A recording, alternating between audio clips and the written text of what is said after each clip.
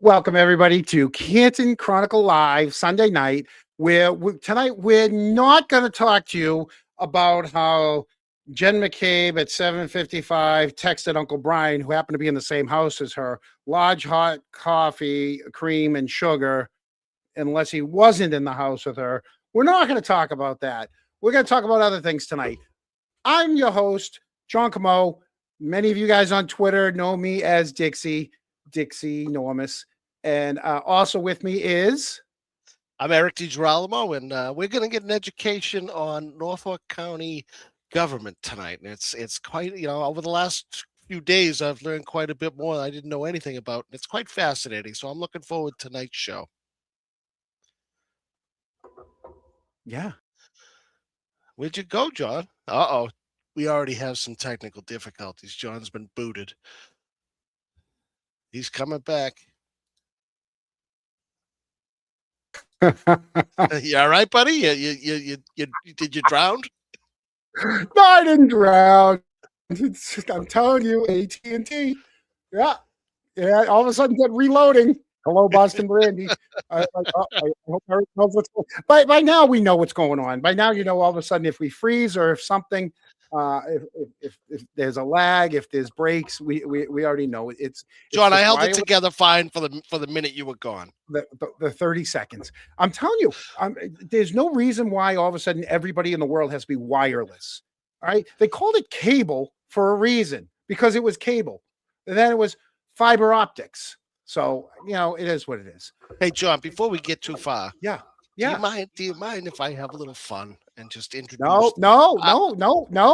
Remember we said what that's for. You said what that's going to be. You're gonna make the crunk. All right, make the crunk. I already know what you want to do. Guys. For those at home, I'm not telling you to donate. I'm not asking you to donate. But if there were any kind of super chats that come in, we have a new super chat, and obviously anyone that follows the local town politics, you'll know where it comes from. And if you don't, we'll explain it to you in as quick as fashion as we can. All right. So now that you've teased it that way, the first person to donate gets the double super chat. There you go. So yeah. Anyways, tonight, no Karen Reed, no John O'Keefe, no Jen McCabe, none of that stuff.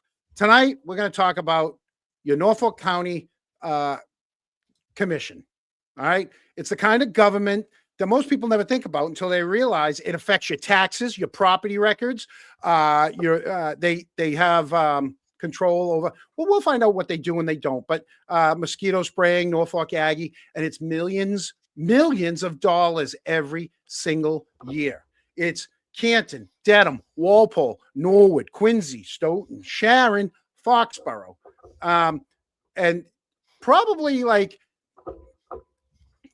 I know there's more. There's a bunch of more, but those are the ones that are really close to us.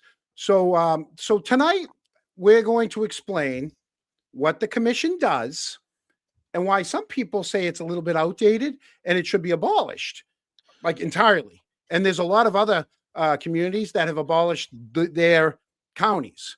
And then others say that it serves an important regional role. We saw in the Canton Citizen that there was an article saying that, it's very important. So tonight we're going to answer a question that most people in Norfolk County have probably never even asked before.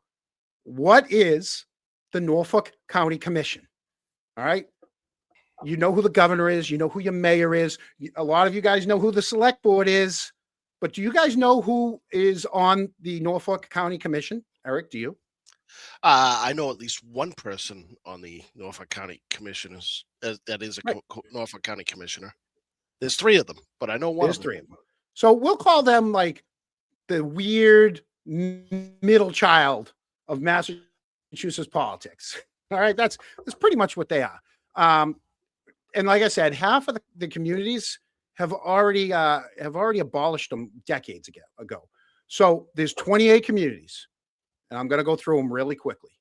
Avon, Bellingham, Braintree, Brookline, Canton, Cohasset, Dedham, Dover, Foxborough, Franklin, Holbrook, Medfield, Medway, Millis, Milton, Needham, Norfolk, Norwood, Plainville, Quincy, Sharon, Walpole, Stoughton, Wellesley, Westwood, Weymouth, and Rentham.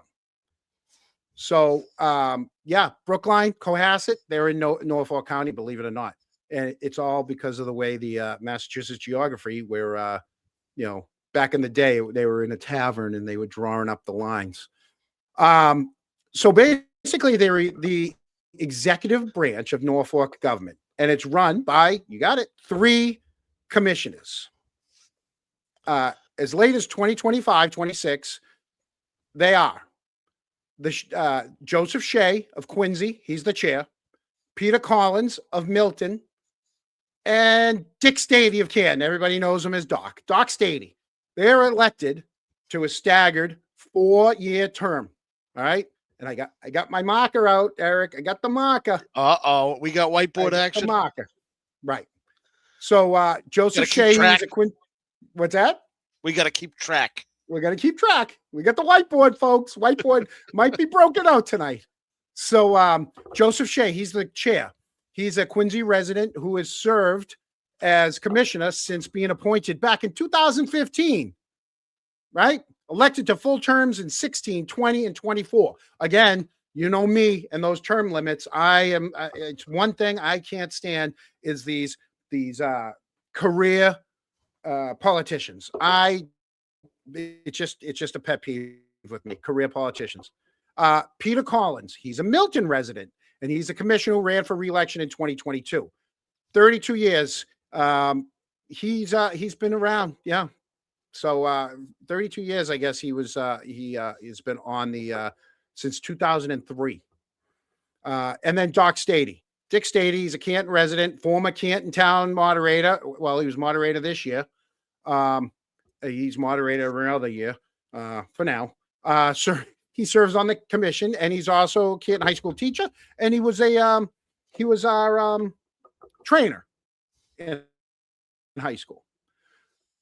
So the commission it handles regional services, and it oversees a budget of over $30 million.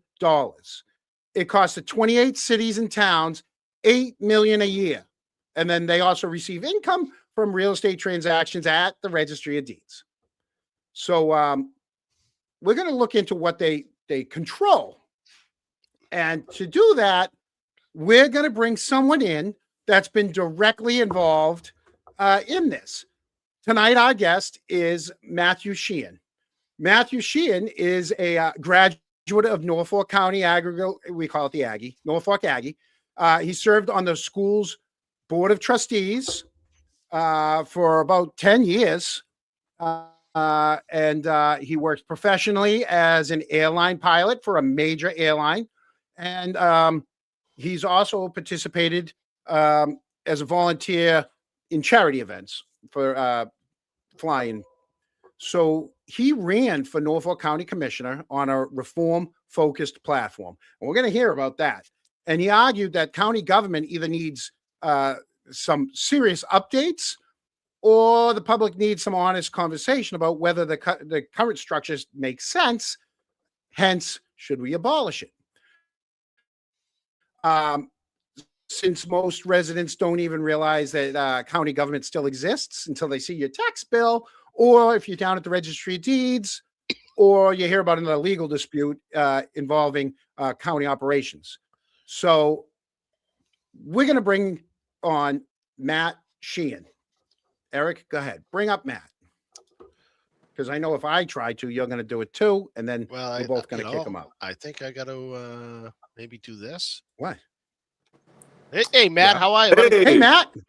What's going on, guys? What's going on? How's it going? Did I get anything wrong? No, you summarized that pretty good. I just want to thank both of you for giving us the opportunity to explain why we have a ballot question coming out in the fall. We're in the process of collecting signatures for it. And the question is, should we direct our state representatives to abolish the Norfolk County government? And this would be using Massachusetts General Law 34B, which has been used to abolish 8 of the 14 counties. So 8 out of 14 have already been abolished. I have some unique experience working alongside the commissioners on the board of trustees at the Aggie. I was on the board from 2013. Do you want to tell us? Do you want to start there? Give us the beginning of your introduction to the Norfolk County Commissioners. Sure. Yeah, so I have two different experiences with them. One is as a board of trustee member at the school, and then the other was when I ran for commissioner. So I'm a graduate of Norfolk Aggie, class of 2003. As you all know, if you've ever been to the campus, it's an absolutely gorgeous campus. It's a unique vocational school. Any of us who graduated from there absolutely loved it. I still hang out with about 20 to 30 of my high school friends fairly regularly. That being said, it's a very special place to all of us, and I was honored to be appointed. My state representative at the time when I lived in Dedham, Paul McMurtry, he got me appointed to the board, and that was from Governor Deval Patrick, and then Governor Baker continued my appointment for the 10-year period, and then up until recently, Governor Healy removed me from the board per direction of somebody in the commissioner's office. That being said, I learned a lot. The first 5 years I was on the board at the school, I was easily 30 to 40 years younger than everybody else involved. The school itself is made up of 4 board of trustee members that are appointed by the governor, and then the three commissioners serve on the board. So it's a blended board. The school itself has its own budget, its own structure with a superintendent and business manager, but they get their funding directly from the county commissioners. So it's designed that way, 4 versus 3, so that there isn't an unfair advantage from the commissioner's office. So whenever there's a vacancy on the board, it usually leads, at least in my experience, it's led to some unfair votes that were taken in favor of the commissioner's office. Now, I just want to point out that Essex County, the county commissioners were abolished. Their registry of deeds and their agricultural high school still continue to exist, and their agricultural high school is doing very well without their commissioner's office. So just to go back, the first 5 years I was on the board, I kind of got along to get along. I'm going to point out a few names here. So the school's business manager at the time, his name was Rick Fitzpatrick. He was the former auditor of the city of Quincy, and he also was in charge of the water and sewer fund. And at the time, the superintendent, when Rick first came to the school, the superintendent, Mike McFarland, he was the business manager at the school when I was attending the school as a student. They're both from Quincy. Mike McFarland then became the superintendent. So just to point something out, Rick Fitzpatrick resigned from the city of Quincy as the auditor and the director of the water sewer fund. There was a $3.8 million deficit at the end of the fiscal year that he resigned. The city was also dealing with broader budget controversies. This was July 1st, 2008. This article came from Wicked Local, and it was cited from the Patriot Ledger. That being said, he was excited to take on his new role at Norfolk County Agricultural High School, where he could work with his friend Mike McFarland. Now, when I came on the board, he had been the business manager for a few years. And one thing that I noticed in the first 5-year period was the school continuously operated at a deficit. And there was one woman on the board, her name was Susan Cogliano, and she always brought up budget concerns, always asked where money was, always asked why we didn't have enough money to cover things. And at this point in time, I was kind of getting my feet wet with being on a board. I had never done anything like this before. And like I said, everybody was 30 to 40 years older than I was. So after the first 3 years, Susan was very intuitive. She asked a lot of questions about the budget. She one time just didn't show up to a meeting, and I asked everybody where she was, and it turns out her appointment was up and they had replaced her with somebody else. And then I thought, that's kind of odd. I thought she was a really good trustee. She's asking, why can't we bridge this gap with the budget? Where is this money being misappropriated? Where is this happening? Where is this going? So one suggestion that I made So at this point in time, that guy, Mike McFarland, had retired as the superintendent. He had now become a member of the board of trustees on the trustees side. He replaced Susan. So it's just a cycle of these same people that come in and out from the same insidious group of people that run the county. So I'll be able to bridge them all together later. So I suggested, why don't we charge more? Blue Hills is charging over $6,000 per student to fund their programs. Why are we charging so little? And I was told, oh, we can't do this because of this. We can't change the formula. Now, as time went on, there was a solar project that this is a whole other thing, but there's a very controversial solar project that I will get to. It's a whole section. But that being said, the solar project had been introduced. Rick Fitzpatrick, who was the business manager, wanted to become the next superintendent at the school. The teachers didn't trust Rick at all, and they were angry about the solar project that's going to destroy 30 acres of forest and farmland, that they took a vote of no confidence. This is the local 2335 votes no confidence in the Norfolk Aggie Board of Trustees. And this is on February 25th, 2021. So at this point in time, Rick was still the business manager. He had then decided to resign and separate himself from the school. Now, at this point in time, all you Canton folks out there, Dick Stady had become a new commissioner. He was a new commissioner, and we had our first meeting about the solar panels, which was January 15th, 2021. You could see publicly how. Yes. I have a question. Sure. The Cogliano woman, Yes. when she wasn't replaced, wasn't there a vacancy for a while? There was. But there were people waiting to be appointed, because you apply for these positions, and it just so happens to be Mike McFarland, who used to be the superintendent, who was, Rick's friend, and he was apparently the best candidate for that position. So Susan was replaced with somebody who would go along basically with anything the commissioners wanted. So as we go further into this, one thing I want to point out about the budget, once Rick separated himself from the school, I'll get into the solar stuff later. Once Rick separated himself from the school, we got a new business manager, and his name was John Wallace. And he took over for the last 3 to 4 years that I was on the board. And him and the new superintendent and the new people on the board, like there was some movement, agreed, we need to charge more and we need to balance this budget. So once we did that, once some of these people that were against it were gone, the school was running in the black, and we had a surplus for the first time. Usually it was between $50,000 and $100,000 a year. And the business manager, myself, and then Mark, who is on the board now, he's the owner of Crescent Ridge Dairy. We wanted to create some sort of a capital improvement fund. That's what a smart business owner or business manager would want, some sort of a capital improvement plan. Well, the 3 commissioners, including Richard Stady, so Richard Stady, Joe Shea, and Peter Collins, they wanted the money returned back into the county, even though the school generated that money from charging a responsible amount for tuition, so that we were operating in the black. The commissioners were constantly arguing with the business manager, the new business manager, John Wallace, about they want the money. It shouldn't be put into this capital improvement. If we want something at the school, we have to go through the commissioners first. It was just back and forth. So I found out recently that I had already been off the board for a year at this point, but the business manager, who in my opinion ran the school very well, was fired. I have no idea why.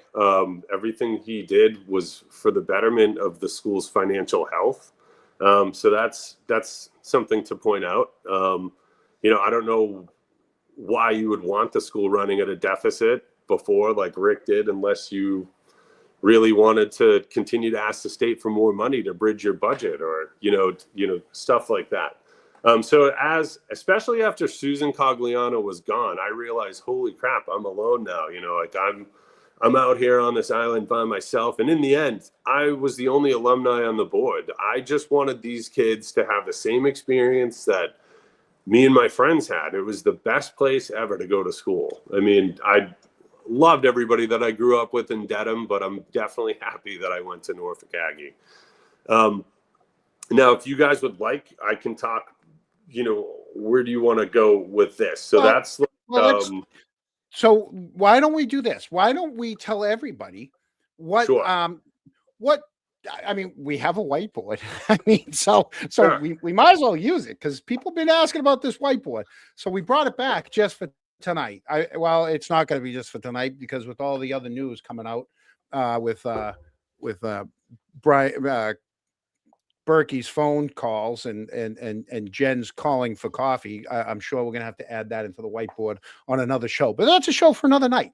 So why don't we start with what Norfolk County actually does? So let me pull up our other studio. Eric, you want to open up the other studio? And I'm gonna. Hold on. I got it. I solved it. I turned the mic off. What happened there? Yeah. Well, when I put him in the studio, the Kronk board had a mic on. Yeah. The Kronk board. We have the Kronk board. So I'm gonna go over to the other studio, and we're gonna go through and we're gonna start naming all the things right now that Norfolk County kind of controls. But as we do that, you also have to keep in mind, this is almost where, when you think about each thing, it's in Massachusetts, one agency owns the chair, another one owns the floor, and another agency owns like the lights. Like you could have something that all three agencies all have a stake in, but no, somebody owns a little piece of everything. And Matt, you can kind of get into that. I totally agree, John. Like I've been to almost every single state in the country, and down south and in other states, they have county hospitals, real county jails, real county police forces, and we just don't have that here. So I just want to again thank you guys for giving me a chance to explain this all. All right, so let's start with I'm gonna head over to the other studio. And we're gonna get into the county courthouses. So why don't you tell us about the county courthouses? All right, so the courthouses are located in Dedham Square, and the county does own them, but the county leases them to the state. So the state actually pays the lease to the county. And as far as the maintenance goes, as far as the maintenance goes on the courthouses, the state reimburses the county for what they're charged for maintenance. So it's just kind of money moving around. I could totally, in the 8 counties that were abolished, they all have courthouses still, and they're just run directly by the state. So if the county is just leasing the courthouses back to the state, and then when there's maintenance, the state reimburses the county, I don't understand the point of even having a middleman with that. Right. I was gonna ask you, how do these people, if without their county commissioners, how could they get their funds? The state can, so the registry, for example, Bill O'Donnell is the Norfolk County registrar. Him and his office will get the money to run the registry of deeds directly from the state without the middleman. Same thing with the agricultural high school, like up in Essex County. Norfolk Aggie would get the school board, which would be a new makeup. The commissioners would not be on it. The school board itself would receive the funds directly from the state. The other things, so I just want to clear up, people get confused about what the county is. So the Norfolk County Sheriff's Office, where the jail is and all those officers work, that is already run by the state. It's already run by the state. It has nothing to do with the county budget. They have no oversight over it. Another thing. Oh, sorry. Go ahead. I'm sorry. So the funds that the county gets come from Massachusetts taxpayers. Yes. Are there also federal funds that come into to their control? The only federal funds that I know of that have come into their control was during the Biden administration, during COVID. they wrote into law this American Rescue Plan, and the county received $130 million. So if you want to write that down on the board, we can talk about where that's gone. Now, the third entity that the county controls is the President's Golf Course in Quincy. And how does the President's golf course run as far as whether they're in the red and the black? I know in the past that that's the entity that I know the least about, but I know in the past it was regularly run. It didn't make any money. It was regularly run in the red.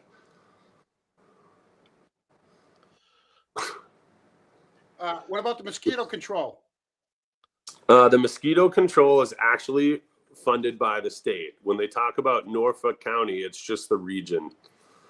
Same thing with the Norfolk County DA's office. All these DAs, I've actually reached out to every candidate running for Norfolk County DA to try to talk to them about some of these things. I haven't heard from any of them yet, but I don't even think I spoke to one at an event in Dedham, and they didn't even know if they were affiliated with the county or not. They are all part of the state.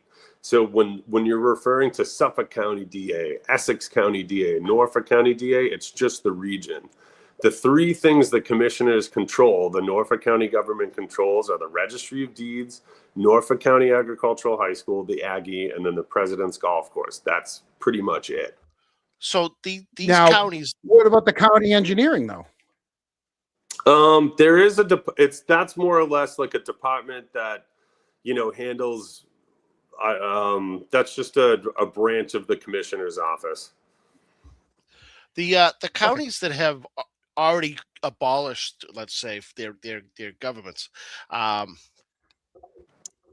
means that the cost to run doesn't exist anymore, so that each county gets additional usage of those funds. Yes. So right now the county budget is about $34 million a year, and there's a tax on each of the 28 cities and towns that equates to $8 million a year. So $8 million a year comes from the cities and towns, along with $4.5 million in real estate transactions from the registry. So the taxpayers could save they'll save between 12.5 million, somewhere between 12.5 million and $34 million a year, depending on how the chips fall. And the funds that they use, that get appropriated to the towns that still have commissioners, besides funding the Aggie and the golf course, do they have funds they can use for special projects within the county? Yeah, so the only thing I can reference is that American Rescue Plan money. So I had just decided to run for Norfolk County Commissioner when this had happened. So the American Rescue Plan money was $130 million. Now, the 8 counties where there's no commissioners, those cities and towns got that federal funding and these funds were earmarked for redoing HVAC systems or, water filtration, all kinds of stuff, that the Biden administration thought it was best used for, COVID. That being said, the 8 counties that don't exist, so like, let's say Newton and Peabody and these large cities, they got their funds directly.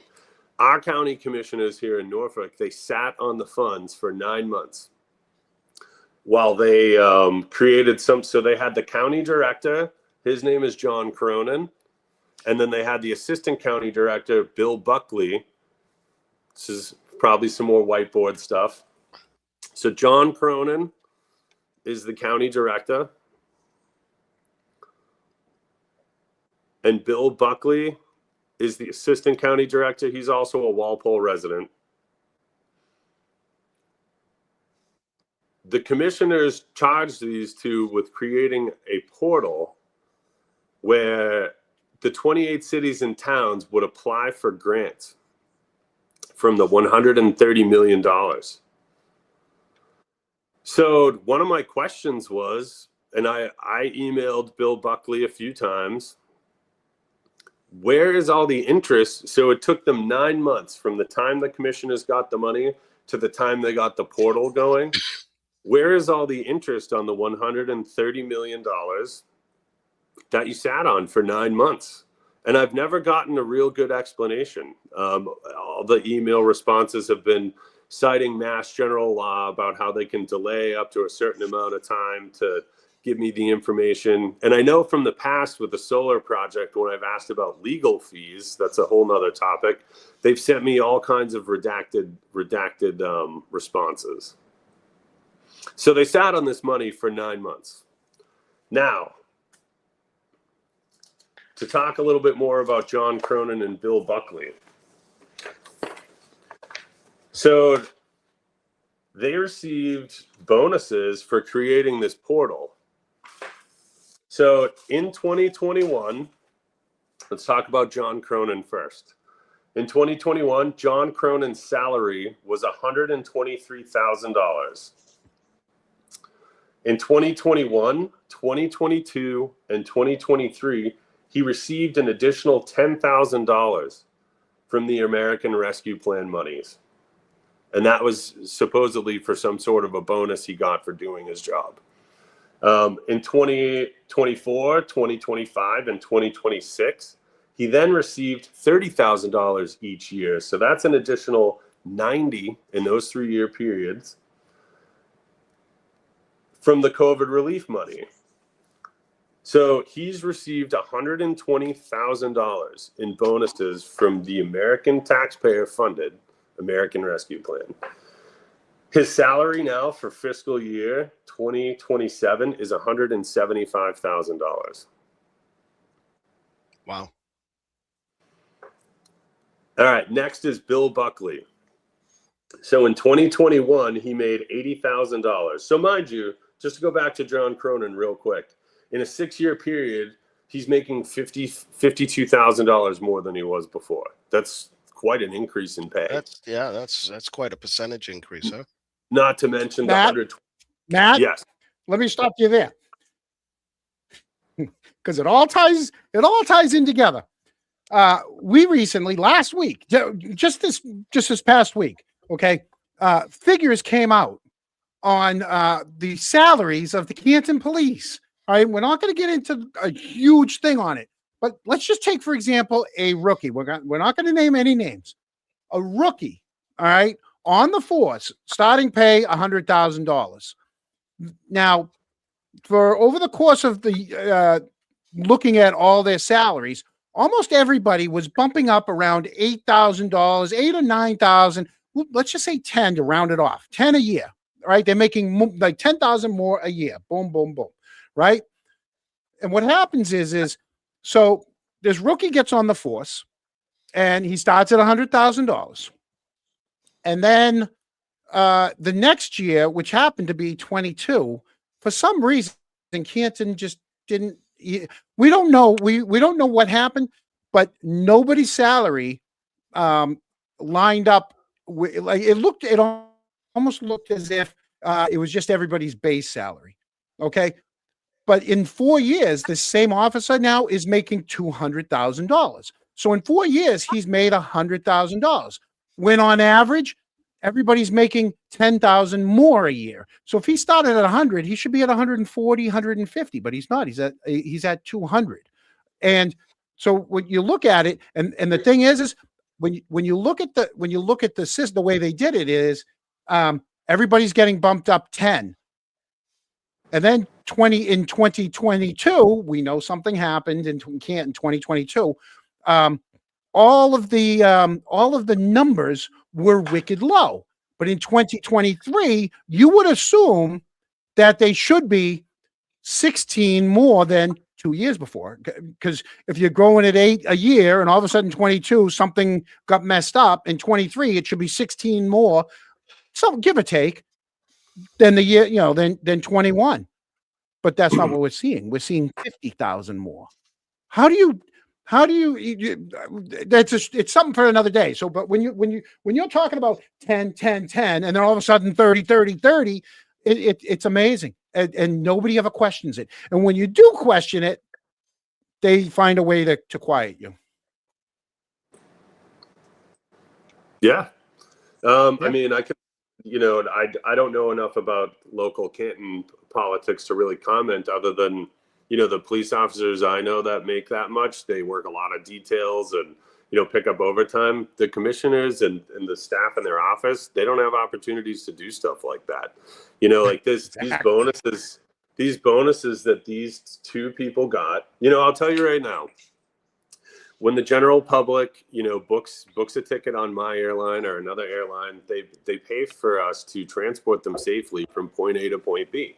And things happen at work that, we don't even talk about. Sometimes we have maintenance, sometimes we have bad weather. I get paid the same amount regardless of whether there's bad weather or a maintenance issue or some sort of a delay. Then, I get paid the same exact amount to do my job. Setting up a portal to allow cities and towns and taxpayers that are entitled to this money immediately, and then to sit on it for 9 months and then give these people, that's arguably 2 to 4 people's salaries worth in bonuses. It's crazy to me, and I don't know how they can justify it. And they'll sit there and say, oh well, the small print sometimes says you can give out certain bonuses to certain people for doing this, but as far as I'm concerned, this is like a Parks and Rec level government with actual real world consequences. They're not running much, and the fact that they both got $120,000 plus a $50,000 raise is crazy to me. There's a tie-in to the retirement board too, correct? Yes. So there is a county-run retirement board. Now, the former chair of the board of trustees at the Aggie, his name is Ed Little. He resigned from the school board for personal reasons. He also sits on the North. So you have the 3 commissioners, and then you have a Norfolk County Advisory Board. These are unpaid positions. So each city and town has an advisory board member. So this guy, Ed Little, who was on the board of trustees at the school, also serves as Sharon's Norfolk County Advisory Board member, and he's on the board of the retirement board.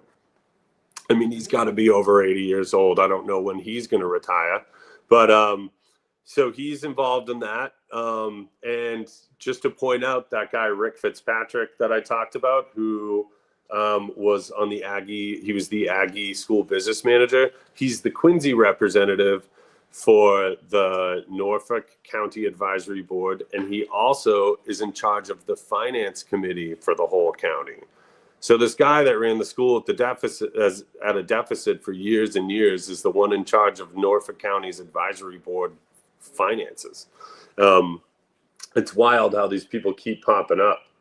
I also want to point out so that being said, if and when this county gets abolished, which we hope it does with our question, anyone who's retired from the county, I just want to assure you, I've looked this up, I've done my research.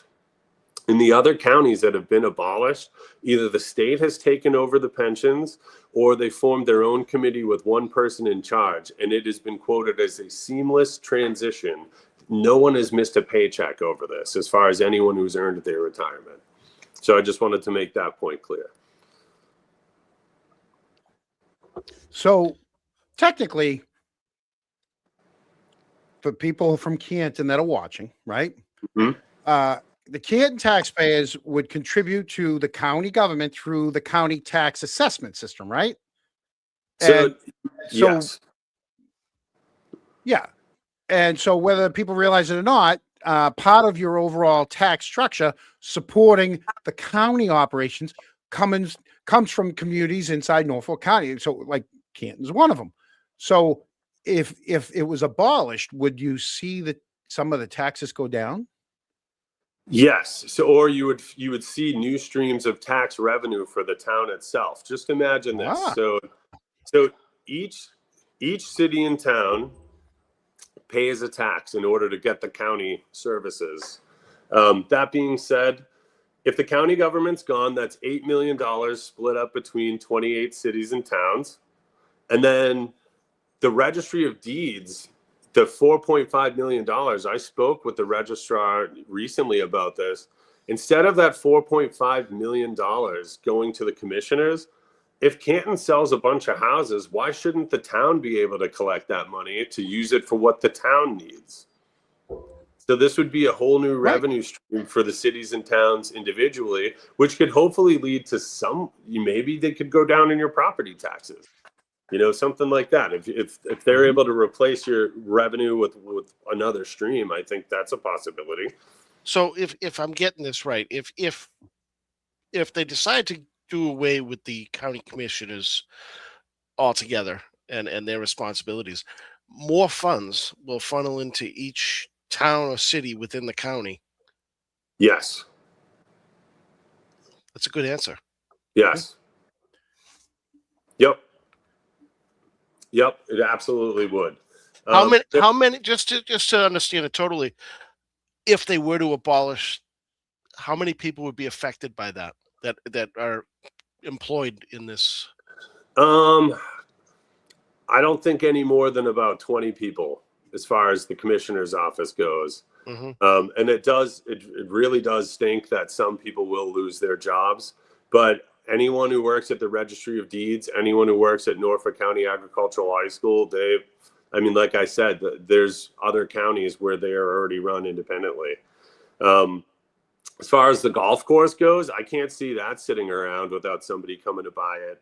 That's a prime piece of real estate. Even the city of Quincy could take it over if they wanted to. People like the golf course, but why do we have a county-run golf course? It doesn't, I don't want to pay for. Look, I don't mind golf. I'm starting to learn how to play. Everyone I know plays it. But that being said, my tax dollars shouldn't pay for you to have a cheaper tee time. It should be able to kind of fund itself, no? Yeah, it should be able to fund itself. Much. And there are municipal courses out there too, like George Wright and other places. So maybe the city of Quincy could take it over. Eric, yeah. I want to switch gears a little bit. I'm calling an audible, and I want to get to the Norfolk Aggie. Okay. And in doing so, Eric, why don't we? Part of the story that you're going to tell has something to do, or has a connection to Canton. And obviously, Eric, you want to see it, so we're going to bring this up real quickly so everybody knows what the connection to the Norfolk Aggie in Walpole is to Canton. What, Eric? I've just been thinking that we had, somebody donated 7 memberships and didn't get their super chat. They did donate? Oh, 7. I've been up at the whiteboard. Why didn't you say something? Well, I was at the whiteboard. It happened when you were doing your introduction, and I didn't want to spoil the moment. So we've been sitting on this for a while. Wow. We've been so somebody donated, and so whoever that is, you're going to get a double. You're going to get a double dick. Here we go. It was ice coffee girl. Here we go. That happened. Sir, I'll take your microphone away. It is not the right way. One more time, John. That happened. Sir, I'll take your microphone away. It is not the right way. It happened. Folks at home, earlier this week, we had another semi little heated discussion at the annual town meeting. So there was an article on the floor in which they want, because the majority of the town is no longer Democrat or Republican. There's a lot of independents. And so what happens is every year they alternate between the Democrat and Republican committees who decides on who's going to be moderator. So apparently what happened this year, allegedly, is Doc Stady knew he was going to be moderator, so he called up the Democratic committee and said, "Hey, when are you caucusing? Because I want to become, I won't become." He knew, when are you going to be caucusing, and are you going to be naming me as moderator? I have to get ready. And they're like, "Oh yeah." And then what was it? 11 people, I think it was. So 11 people on the committee. They did their little vote, and then you go to town meeting, and when you get to town meeting, one of the first things they say is, "Hey, we got to elect a moderator." Someone stands up and says, "I suggest Dick Stady," and someone seconds it, and there you go. Well, the new article is basically where anyone can, and Canton's the only town left that still does this. Kind of like how how you guys want to abolish the commissioners. It's the same thing in Canton. Canton is still running a dinosaur of a town. They're the only town left that runs it this way. All the other towns that do this vote.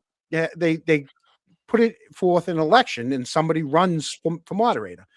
So when George Camo was telling everybody about the article and how things happen, he mentioned Dick Stady's name, and Doc got mad that his name got brought up, and he didn't want the people to know. It's like the sausages. You like the sausages, you just don't want to see how it's made. And he just wanted the motion to be put out there. He didn't want everyone to know, hey, this is how it happens. And it happens on the Republican side too. It's just that this year happened to be Doc's year, and that was the thing made. So Doc, being a Norfolk County Commissioner, why don't you get into the whole Norfolk? Go ahead. We're going to give you the floor, and you tell us about the Aggie. All right. I served on the Board of Trustees from 2013 to 2023. And it gave me a unique perspective working with the county commissioners. So just to go back to that guy, Rick Fitzpatrick, Doc Stady came in toward the end of my term as an appointed member of the Board of Trustees. I only worked with him for 3 to 4 years. But that being said, so this guy, Rick Fitzpatrick, who is the business manager of the school. Now, there's 2 houses on this campus. One is part of the salary package for the superintendent so that the superintendent can live on campus. And the other is a farmhouse. It's a farm manager's house because there's livestock. It's a huge campus. We need somebody on campus who, God forbid one of the animals gets sick, or, somebody breaches the property at night. So this is somebody who is supposed to have agricultural and property management experience. And that's the way it's always been in the past. Now, the whole time I was on the board and Rick was the school business manager, maybe it wasn't the whole time, it was about 4 to 5 years, he moved into the farm manager's house. It was vacant. He doesn't know anything about livestock. He doesn't know anything about property management or animals. And I used to bring that up at meetings, especially when they were pushing the solar project. I'd say, if you guys are in that much trouble to generate money, that you're going to destroy all this land with a solar project, why doesn't Rick move out of the free farmhouse and we can rent it out to somebody? That being said, he also spent upwards of $100,000 on renovations, taxpayer-funded renovations for the inside of the farmhouse while he was already living there for free. And this was all brought to you by and approved by the county commissioners. And at this point in time, I will say Doc Stady was not on the board yet, but based on his behavior recently, I would say he would have been all for it and would have voted for it. That being said, I initially supported... That happened. Sir, I'll take your microphone away. It is not the right way. I initially supported this solar project. So as far as the board goes, you remember I talked about Susan Cogliano and how she always questioned their budget and always questioned the numbers, and then her reappointment got blocked by this guy, Ed Little, who was the chairman. I found that out because I called to find out, why isn't Susan being reappointed to this board? And the State House said to me, well, the chairman says that she causes problems, so we're not going to reappoint her to the board. So that tells me that whoever becomes the chair of this board at the school has the authority to confirm or deny somebody's reappointment to the board. So so at the time I was removed from the board, Richard Stady was the chair, which is quite interesting. I mean, maybe it's just a coincidence. I don't know. Why were you removed? So I was very vocal against this solar project. So let me tell you a little bit about the solar project. Should have kept your mouth shut. You should have kept your mouth shut. I know. So I'm not against green energy. Some people paint me as this, curmudgeon who's just, drill baby drill, and I'm not against it. I support it on on certain roofs of like large buildings. It's bad on residences, but like roofs on parking lots and large warehouses, or even green space that's in between two warehouses. It's called, you're using it's like dual use. So you have a structure there and you're using solar. Now, solar isn't great in New England, but I've flown all over the place. It's great in Arizona. It's great in, places where it's sunny 99% of the time. Now, these students wanted to work on the school's carbon footprint, which I initially supported. And what I expected to get was a small solar array on the campus that the students were going to be able to use and take readings and whatnot, and some roofs and parking lots. And what it turned out to be was the roofs and the parking lots, and they proposed it as, this is going to be educational for the students. This is going to be educational. The students are going to be able to take readings and see exactly. Well, none of that has happened, even with the arrays on the roofs and the parking lots. But this comes with a 30-acre ground-mounted solar project. So 20 acres down by Bubbling Brook. If you guys know where Bubbling Brook is, there's a large field next to it. The ice cream place? Yes, yeah, in Westwood. On the way, you go, is that North Street? You go up North Street to, is it North Street? Yeah. And you go all the way up, and it's at the top at 109. Yeah. Yep. Well, yep. So we have some pictures. We can add some pictures in if you want. Sure. Eric, I mean, we can just go over some places where they're going to put these solar panels. So that right there is part of the forest on the main campus right there. So they want to eliminate all those trees? Yes. Yep. Wow. And destroy all those fields.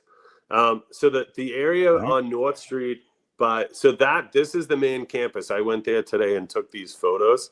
They want to put a 10-acre solar array there, which will cut down all of those trees and cover that field. Now, the reason why the students and the staff are so against it, well, you never want to replace one resource with another. Those trees are over 80 years old, which you could classify them as an old growth forest. So they remove the most carbon from the atmosphere because they're mature trees. If you're trying to, have some sort of a carbon offset, why would you cut down trees and cover green fields? It doesn't make any sense. It's counterintuitive. But also that pathway right there, that is the student-run haunted hayride. And it generates on average between $30,000 and $40,000 a year for the students. It pays for their prom. It pays for their yearbook. And it's an incredible activity for, students to do together. Myself and my friends that I still talk to, we absolutely loved working it. It gives you a sense of responsibility that the staff and the teachers are trusting you to be out in the woods. And it's a huge generator. It's just a fun thing to do. Not to mention it's adored by the community. The line goes all the way out. So you worked it? You worked it? Yeah, I did. Yeah. Was it on par with Spooky World? Kind of. So like the students that were forestry majors, they would swing from trees with chainsaws right over the hay wagons, which is pretty scary. I wouldn't. It's definitely family friendly. Anybody lose a head? It's definitely family friendly, but wondering. if you have small kids, they're probably going to be scared. But yeah, so they want to replace fun with solar panels. Yes. So that pathway will be forever ruined by the solar farm. And in the end, they're connecting 20 acres in one spot and 10 acres in another spot to the power grid, and it's just a solar farm. And it's not what the school wants, and they will lie, and they're lying right now with an article they wrote. They interviewed one student, and it's just not what the general population in the Aggie community wants. It's not what the town of Walpole wants. So that being said, there were 2 public hearings regarding this. So January 15th, 2021, it was the first meeting Doc Stady attended. I hadn't even met him yet because everybody was doing everything on Zoom. Now, real quick, a side note, that portal and all the American Rescue Plan money, I just remembered this, all of those folks were working at home on Zoom during COVID while they were preparing for all these bonuses to happen. And I just want to point out that the staff at the Registry of Deeds, the 26 employees, you remember during COVID, it was a record amount of real estate transactions. They got $2,000 each after fighting tooth and nail for it, and they were actually reporting to work in person. They were actually doing the job. So that's just another example of how the registry would be better off without the commissioners. Matt, I Anyway, got another question. Yes. Matt, I got a question. It's not really mine. So somebody Sure. just said that's a nice chunk of change from a hayride. That money where does that go? Do the commissioners get that money, or does it go back into the school? So the students raise the money, and the parent network and the teachers themselves maintain control of the money, and then they allocate it like Good. Okay.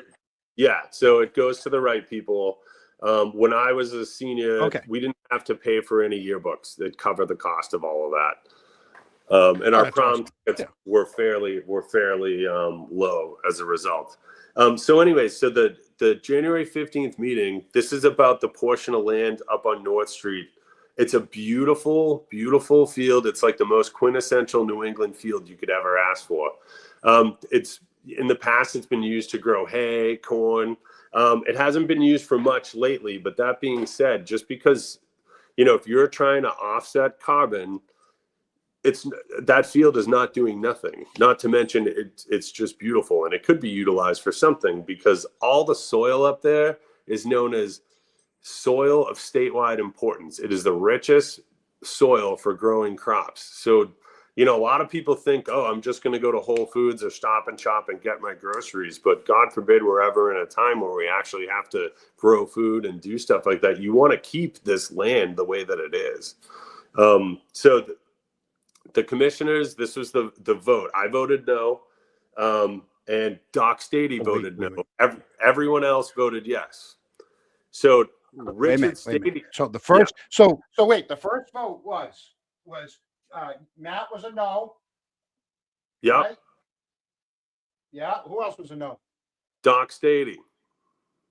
All right. When was this vote taken? January 15th, 2021. John, put that down. Okay. And you can find it on YouTube. If you can find these solar hearings, there were actually 3 of them.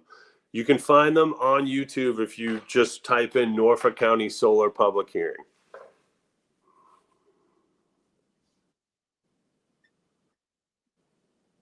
All right. Now, Peter Collins, Joe Shea, and Ed Little and everyone else, they all voted yes. But the recent, if you saw the meeting, it was overwhelmingly against. I mean, it was 99% of people did not want this. Now, the purpose of the public hearing is, as you go through these processes in the government, before you do a major project like this, you have to put it out to the public. Now, the fact that they're trying to shove this through, even though the response was overwhelmingly negative and against, tells me they must have signed these documents and they were just going through these public hearings as sort of a show to say, well, we did it, but we're going to ignore the taxpayers and we're going to do what's best for us. Now, it was so negative that I'll tell you right now, as a new commissioner, I guarantee you, Doc Stady was like, well, there's no way I can vote yes for this. I don't, and he said I couldn't vote. He told me on the side, I couldn't vote yes for this. I didn't know enough about it. Plus, it was overwhelmingly against. Now, a few years go by. He's gotten a lot more comfortable being a commissioner. Like I said, at least Joe Shea and Peter Collins don't pretend like they like the taxpayers. They, don't care about what we think with regards to this land. Now, the photos you showed were today that I took the 10-acre portion on campus that'll ruin the haunted hayride. Doc Stady voted yes. And we had 2 missing members from the Board of Trustees. At this point, Ed Little had stepped down for personal reasons. And then some woman who was on briefly, her name was Liz, she stepped down. So it was just myself and Mark and the 3 commissioners, and all of them voted yes for it. And this portion was the portion that affects the school directly more. And this is, let me just read something, if you wouldn't mind. I'm going to read an excerpt from that one of the students sent me. Sure. All right. Hello, Mr. Sheehan. I'm currently a junior at Norfolk Aggie, and my teacher recently informed our class about the solar project at our school. It absolutely enraged all of us to hear that our classroom was being destroyed for solar panels. While I was researching this topic, I discovered all the work you guys have put in to stop this horrific project, and I thank you for trying so hard to save our lands. Unfortunately, the county's not being very transparent with the public, and this plan and I couldn't find much information on the matter. I was hoping you could tell me the best way my peers and I could help in any way to stop this project. Thank you so much for all your hard work you put in and to protect our forest and our classroom. That's the general consensus of everybody on campus. That's why the teachers voted a vote of no confidence when all this happened. So that being said, so I've been fighting this for years, and it was the portion on campus of the photos today passed with a 3-2 vote. Now, toward the end of my tenure on the board of trustees at the school, so we're getting to December 2023, we got 2 new members. One was a former teacher, one was a guy who was appointed by Maura Healy, and we discussed at this was the last meeting I attended, because I was just about to get Susan Cogliano, and I didn't know that was going to happen. I'm going to call that. I'm going to say it's a verb. So it was a 4-3. I just 4-3. In Canton, we got 3-2. So you guys get 4-3. We get 3-2. So 4-3, we discussed, hey, at the January meeting, let's discuss pivoting on the solar project and moving it off campus. So how'd that go? At the next meeting, I would have made a motion that we pivot and move the solar project off campus. Now, while I ran for Norfolk County Commissioner and found out what a waste of taxpayer money the county government is, that was when we were 3-2 and we had 2 missing members. So Mark said, I think Matt should be the chair, because Chairman Ed Little had stepped down. Mark said, I think Matt should be the chair, and then the commissioner said, Dick Stady said, I don't think that it's fair because you're running against Peter Collins for county commissioner. You shouldn't be the chair. So I'm gonna be the interim chair. So the commissioners voted 3-2 to not have me be the chair, but to have Dick Stady as interim chair. That happened. Sir, I'll take your microphone away. It is not the right way. Oh, yeah. Yeah, there he is. What a peach. Did he take it away? He took your microphone away. He did. He took your microphone away. He's a gem, isn't he? Oh, well, So, He took your microphone away.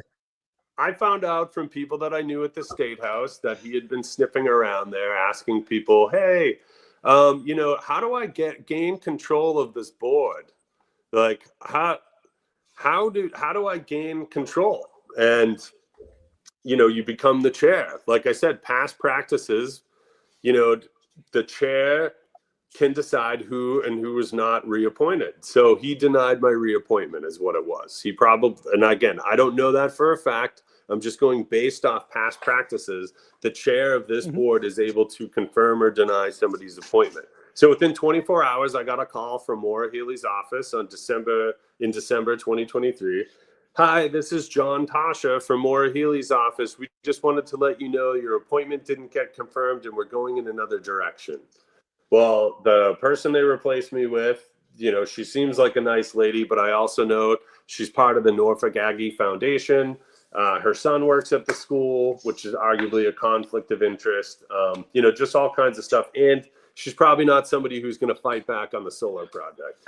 So as of today, right? Yeah. So as of today, right now, they're going to break ground on the solar project up on North Street, but they do not have, and again, they had to secure these permits. So the commissioners sued the town of Walpole, and then there was this group Wait a minute. Wait Yes. a minute. Norfolk County commissioners, who the town of Walpole pays, right? I mean, along with all With the their other fee. communities, right? Yep. Sued one of the towns that gives them their money. Yes. Correct? Okay. I just want to make sure. Just want to make sure I'm seeing that. Okay. Go ahead. So Norfolk Yep. County sues Walpole. Yep. So Yeah, in go on. the advent of this solar project that the majority of people don't want, a group of people in Walpole these citizens formed the Walpole Preservation Alliance, and they combined their funds, hired a lawyer for him to look into all the flaws with the project, and there are tons. It's been brought up to the IG's office, so that being said, so the county commissioners were in a lawsuit against citizens of the town of Walpole with the Walpole Preservation Alliance, and then the town themselves denied them the building permits to build that project up by Bubbling Brook. They've spent millions of dollars between legal fees with the Registry of Deeds, arguing with Bill, who I think does a great job running the registry. Bill O'Donnell, there's a lot of bills going around. I want to make sure Bill O'Donnell is the county registrar. He's doing a great job. But the commissioners themselves have been in lawsuits with the town of Walpole residents, and the Registry of Deeds, and it's cost us millions of dollars. And the only person who's making out, they have a lawyer named Scott Lopez. He represents them a lot. I've heard he's collected almost $700,000 in legal fees. Again, this is our taxpayer money suing taxpayers who don't want this project on taxpayer land. I know the commissioners think that they Who does Bill O'Donnell use for a lawyer? Bill O'Donnell represents himself, so he actually saves the taxpayers money by doing that. So Yeah. when Norfolk, the commissioners are suing Walpole, who is representing the commissioners? Scott Lopez is their lawyer. Okay. Yep. And then as far as the school was concerned, so this is during the height of COVID, we took a vote. Should Scott Lopez represent the school board as well? And I decided to abstain because we took the vote in executive session, which is a violation of open meeting law. And I mean, stuff like this happens. These towns love executive session. They love it. Yeah. I mean, they're not the only one that does it. They all do it.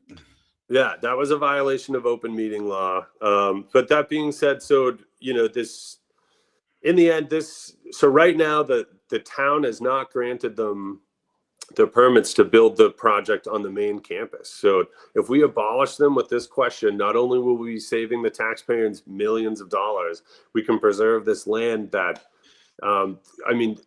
thousands of people love it. I just went there today to take those photos. I saw tons of people riding bikes back there with their families, friends, going for walks, riding bikes. There's tons of animals that live back there too. There's coyotes, deer, all kinds of species of birds, snakes, it's a local ecosystem that's not far from Boston.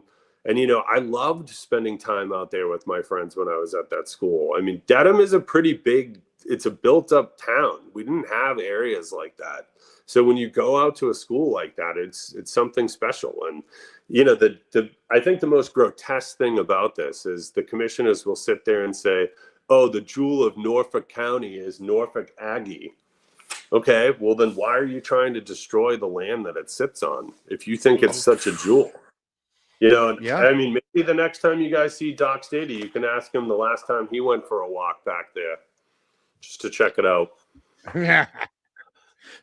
So didn't they say something about the people that when you're going up North Street that instead of looking at because let's face it, you know what a solar farm looks like. So as you're going up this is like, this street is a country street, and I know people that live on that street, and that's the last thing you want. I mean, there's some horse farms up there. There's the last thing you want to see is all these solar panels. Didn't they say that they were going to hide them in a certain way? Yeah, they said they were going to try to hide them and put up some fake brush. Now, remember, this is supposed to be an educational program for the students. This is how they're trying to pass it off. So They were able to do this by using something called the Dover Amendment, which allows government entities to build projects like this. It supposedly allows. I'm not entirely sure of the depths of this amendment, but they're saying there's an educational component to this, and that the students will be able to access it. So you're telling me you're going to have students accessing something that is a solar power plant at this point? You're going to have them, there's going to be a fence around it. The students are never going to have access to They're it. not going to allow these kids to go. Right. No, I wouldn't want my kids running around through a solar farm, would you? Right. You know, like that's crazy. No. Matt, I don't know if you have the answer Maybe they to can this. find ways. You were mentioning that the grounds that they want to put the solar are enriched with minerals or whatever that make it good for crops. Yes. What effect, if would putting solar panels have on those grounds, as far as would there be any contamination of any sort, or would it degrade that area? Solar panel, yeah, oh, absolutely. So solar panels last between 20 and 25 years at most. And then while they're sitting there, they leak elements of the solar panels into the soil. So it completely destroys that soil forever. I mean, we're talking 20 to 25 years. I'll be 65. I guarantee I'll be shocked if any of the 3 commissioners that are so hell bent on destroying all this land are even going to be around to see any of this happen. If all of these people involved that want this solar project are old, and they don't care that all of them, they're just old. You're calling Doc old. Well, they're old, and they've all been around forever. And I'm sorry if abolishing the county government keeps them from getting a third pension, and they have to live off 2. It's not my problem. But that being said, this question, we figured it out. This is the best way to try to protect the campus. Now, like you were saying on North Street, that is the best soil. It's called soils of statewide importance. It's the best soil for growing crops. And they're supposed to break ground on that on July 1st. They've already started setting up, but they haven't put any solar panels in. And as far as the main campus goes, they have not gotten the permits to build yet on the main campus. So the town of Walpole has pushed back quite a bit. Yes. And with that pushback, unless Norfolk County is victorious in the suit, they're not going to be able to put those panels in until that time. Yes, but the problem is, so you have Walpole's budget for legal fees, and then you have the county's budget for legal fees, and sometimes it turns into who can outlast, the financially. county. Yeah. So I mean, I will say this, I'm not from Walpole, but I'm proud that they even denied the permits as long as they did. They saw these solar hearings and saw how angry everybody was. They were like, no, we're not going to approve these. And they also said that arguably some of this land isn't even zoned for solar. So there's a whole bunch of components that go into this. And I don't understand, so when they came out with these solar hearings, the bylaw says that they have to post it in one publication that the solar hearing is going to happen. They picked like a tiny little newspaper. I don't know if it was right, and that's where they listed it. If you guys are so proud about this solar project with its non-existent educational component, why aren't you yelling about it from the rooftops? If it's so good, you said Walpole's legal fees, and then you said the commissioner's legal fees. Well, doesn't Walpole pay into the Norfolk County commissioners? They do, right?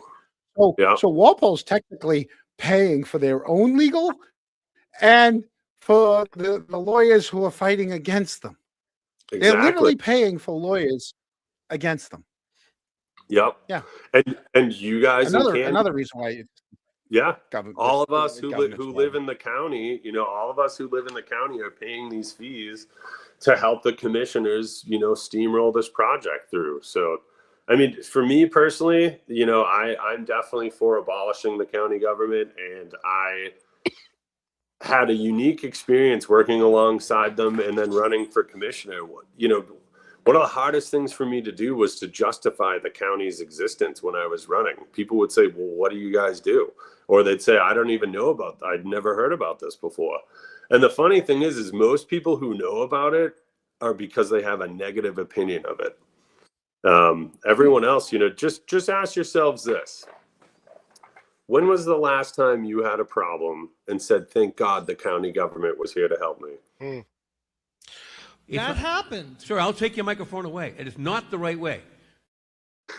That is excellent. Are there any reasons you see that there could be some services that are lost or something something that would justify in your eyes to maybe reconsider that? Or they don't do anything that a city or town or with help from the state that a city and town can't do on their own. So there are a bunch of overlap. Yes, yeah.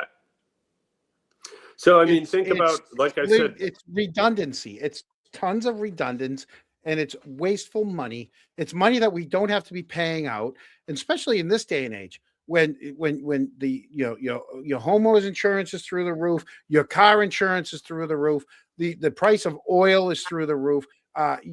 You name it. If you're not working if you're not a school teacher, a police officer, a fireman, or working in city, some sort of city government, you're struggling. And I think there's got to be some way to cut back on all these taxes. There's a tax on everything. Yep, there is. I heard there's going to be a tax on the mileage that we drive soon. Oh, don't even get me going with that one. I'm going to go buy a 1970 friggin' car with the old odometer. I swear to God. Oh, I don't care if I'm driving around in a 1980 Honda Accord, at that rate. So where do we go from here? There's going to be so go ahead. I'm just looking at a comment talking about the Dover Amendment, and she is correct. Yeah. Yep.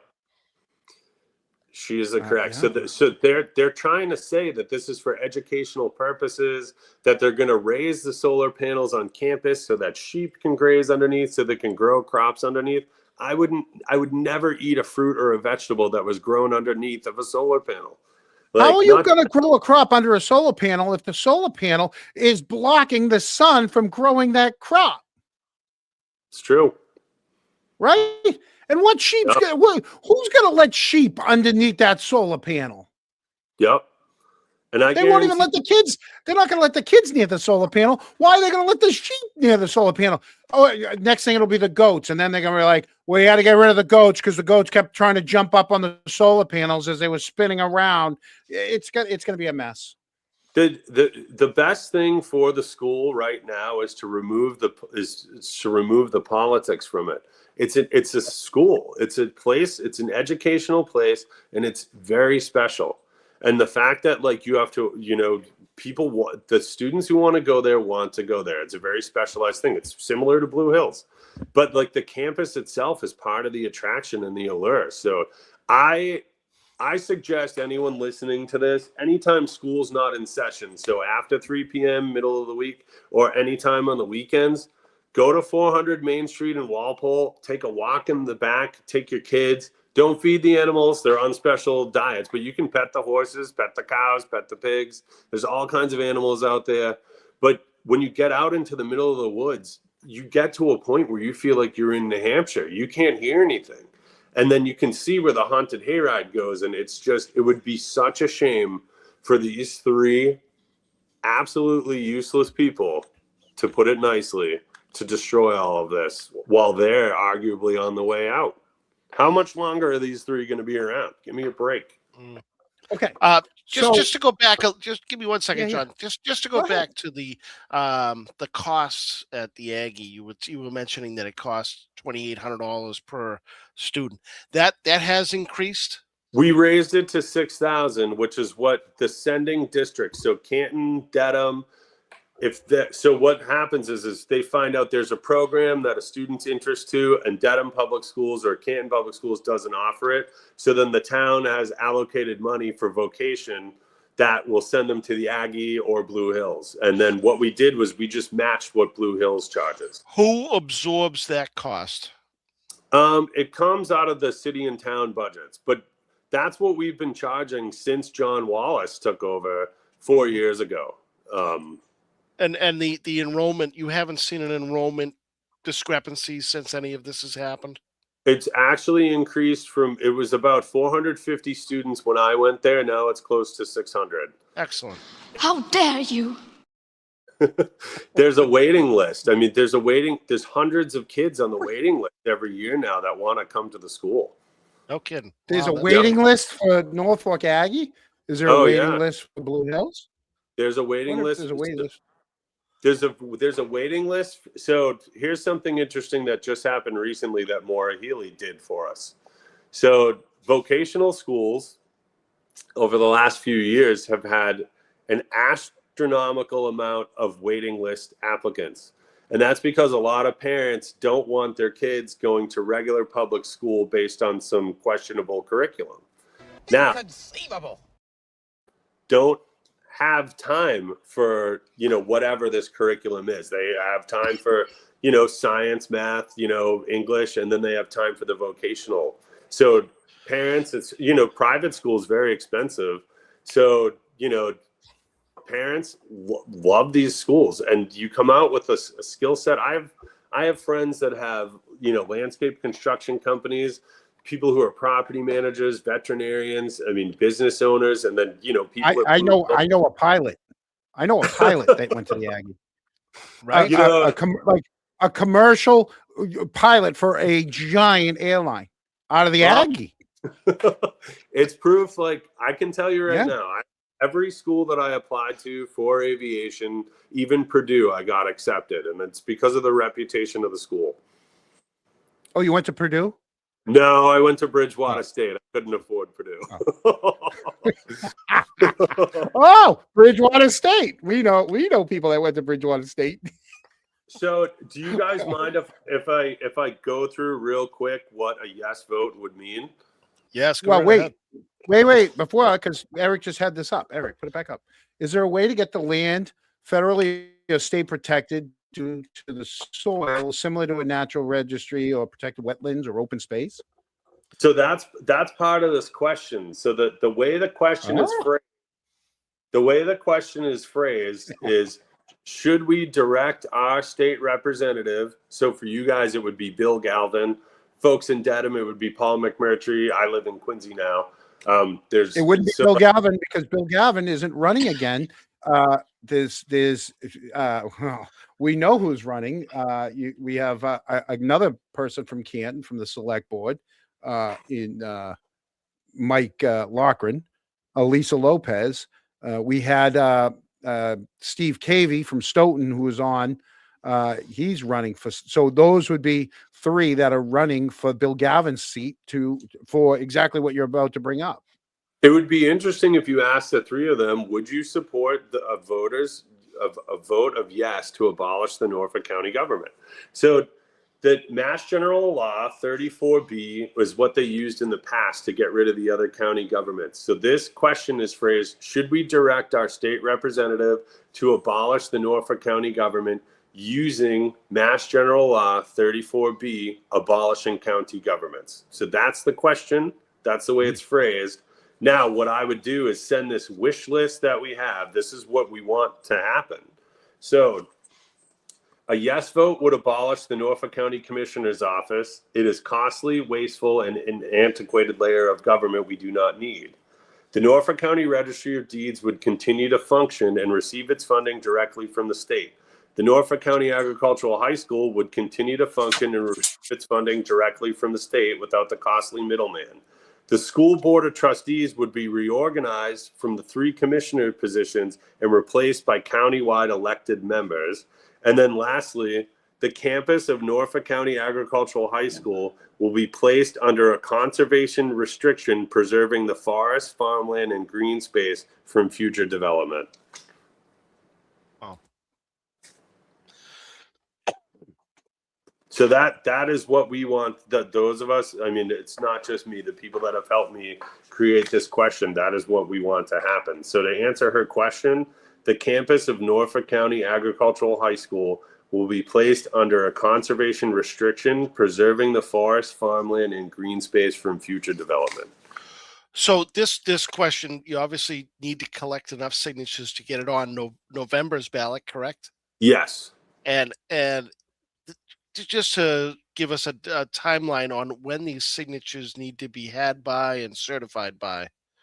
They need to be certified by the cities and towns by July 8th. We're shooting for the end of June, just so we have some time. I have about 8 to 10 volunteers helping me right now. But there are some towns that we could really use some help in, if you don't mind me listing them Yeah, off. go right ahead. Oh, wait a minute. Hold on. We're gonna list off the towns here. John, nice big letters now. Okay, hold on. Let me go to the other room. Go ahead. Stall for a minute. It's a long walk. Go ahead. All right, so Canton,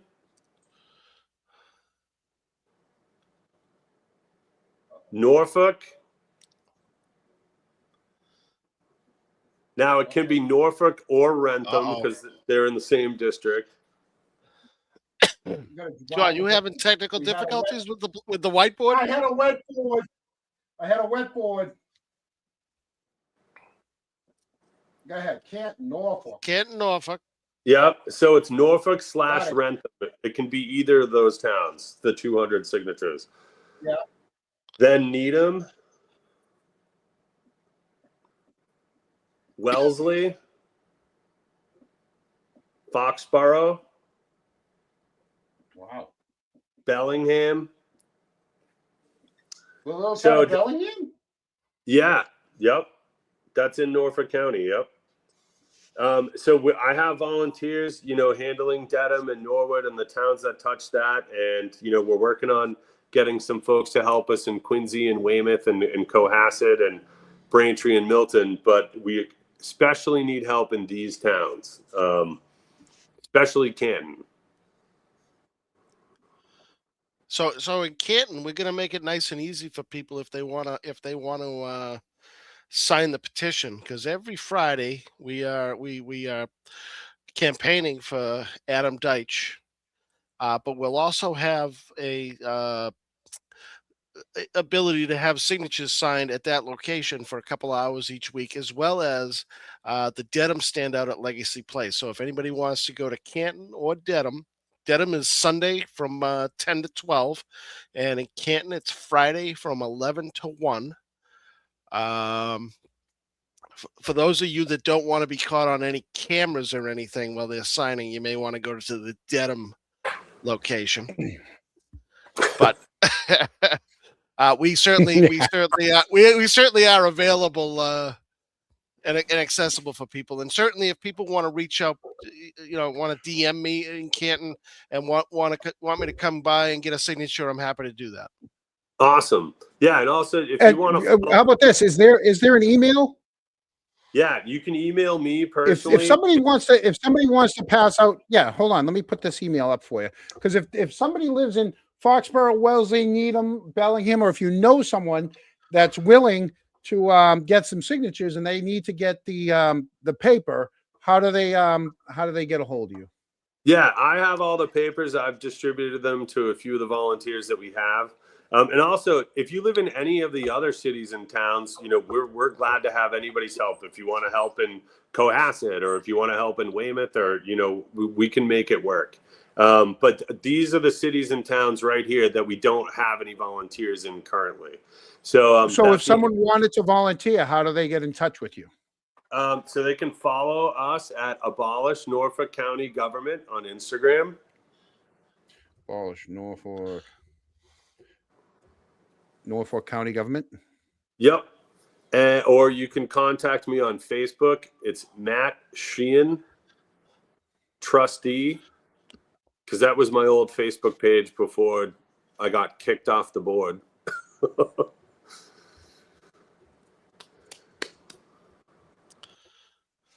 And then my email address, you can contact me directly. It's Matt, M-A-T-T, Sheehan, S-H-E-E-H-A-N, 1055 at gmail.com.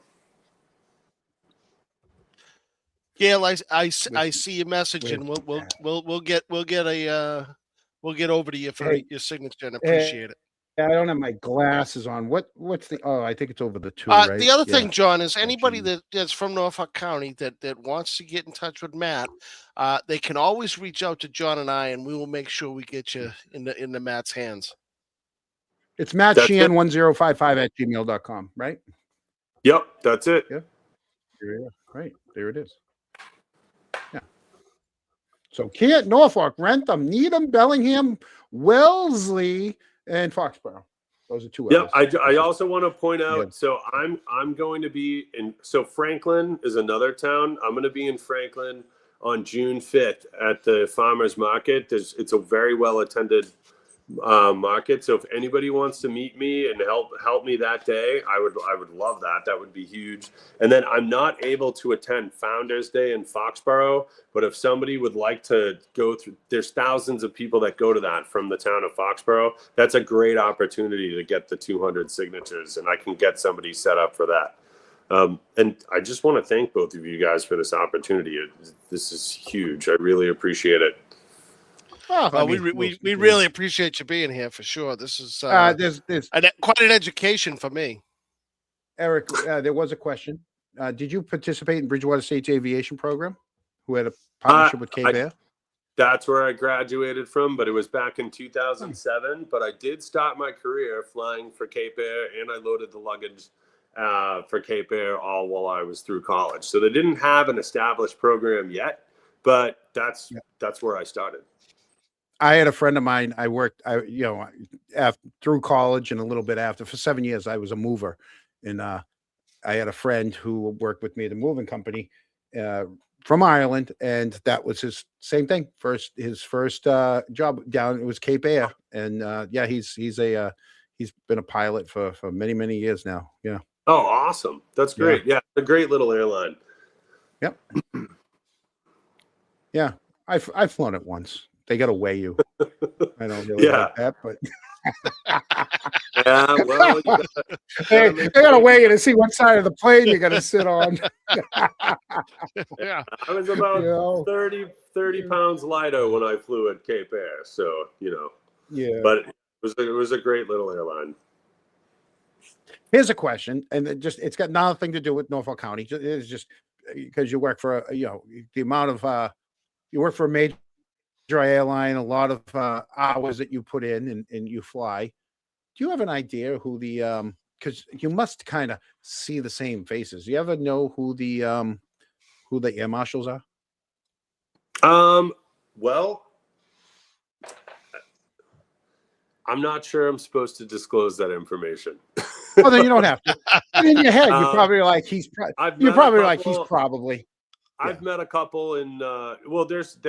So they are supposed to. Well, actually, I'm not sure if I'm supposed to answer that. We'll say. Well, then don't answer it. Don't answer it. That's fine. Hey, don't answer it. Diane's been on her game today, and who knew she was 30 years in the airline industry. That's awesome. That's fantastic. Way to go, Diane. Yeah. See, so she's got the insight. Diane, did you know any air marshals? No, I'm kidding. Yeah. Yeah. Let's just say we do know who they are. Just say that. Yep. Right. I would think you would need to know for some type of security for yourself, and yes. Yeah. All right. They don't leave you in the dark. You ever get a bird strike? You ever get a bird strike? Yes, I have. Yep. Yeah. Mm-hmm. What kind of bird? Do you know? It was like a flock of swallows. Was it a big one? No, they were small. Wow. It was like a flock of just small birds. Oh. There was nothing left of them, to be honest. I'll tell you a quick interesting story about a trip that we, my wife and I and grandchildren and everybody took to Colombia.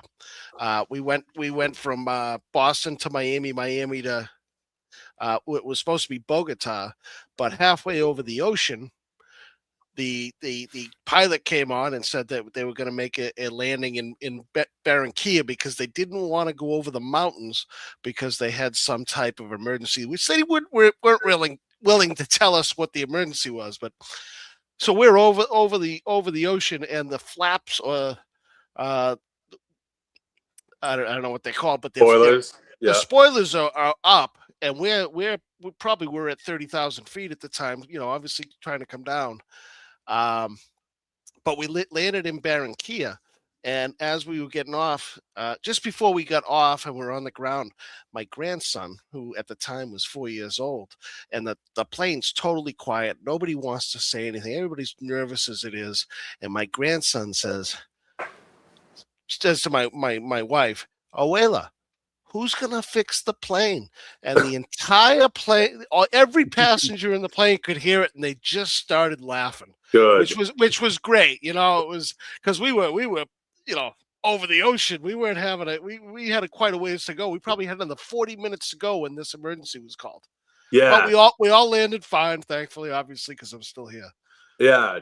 So you were supposed to go to Bogota? We were supposed to go to Bogota. We landed in Barranquilla. So Bogota is what we would call like critical Latin American terrain, just because the mountains are so high. Yeah. So I'm not sure what the issue was, but if there is some sort of an issue, Barranquilla is actually a pretty flat area. So you're going to go there and yes. And So when we landed, they kept us all on the plane, but you could look out the windows and see the guys in the silver Martian suits. Walking around looking at the engines. I'm like, oh boy, we're in trouble if these guys are wearing those suits. What did they end up doing? So we were the last. My grandson and I were the last ones off the plane, and I kind of poked my head into the cockpit and said, "Hey guys, just thanks for getting us down safely. We really appreciate it." And the captain popped right out of his chair and came over and said, "Can I help you guys?" And walked down the stairs with the 4-year-old. Mm-hmm. And I said, so Did you give him those little plastic wings? No, I got a sense that the captain, as much as he was trying to stay calm, I could sense he was nervous.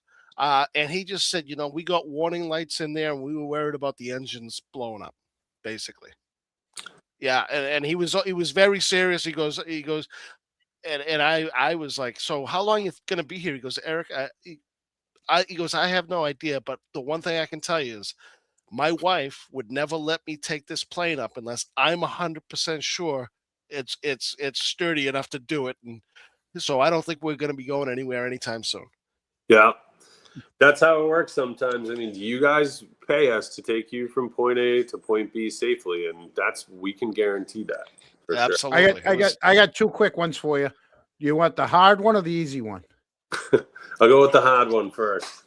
What is the most difficult landing strip or takeoff strip runway that you've ever gone to?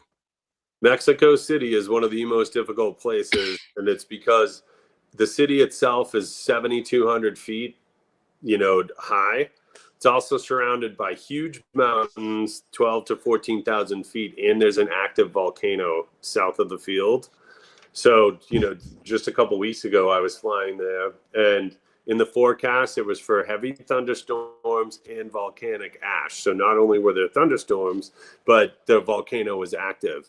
And I could tell by the time that it would clear up by the time we get there, but we have to do this swirling circular maneuver to get in and around the mountains. And then when you touch down, there's all kinds of atmospheric things. Being 7,200 feet above sea level versus landing in Boston at sea level, the aircraft performs differently. I would say that's the most complex airport I've operated in and out of. All right. The easy one is, do you have trinkets for any of the guests?